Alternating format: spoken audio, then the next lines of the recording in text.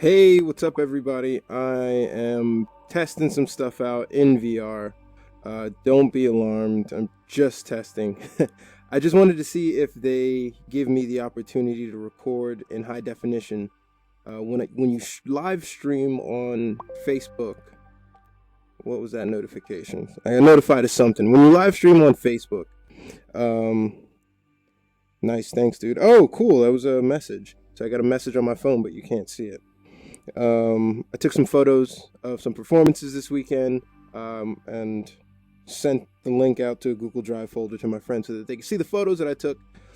But getting back to the point, when you live stream on Facebook, the quality is in high definition of the archive recording. The problem is when you try to download and maybe put it somewhere else to another platform or where your social media presence is stronger, they give you less than HD quality video to download. So I want to see if I record, is it the same story? Are they fully intending for me to only upload it and post to Facebook, which I'd imagine it is, or are they going to allow me to pull down the HD version to use wherever?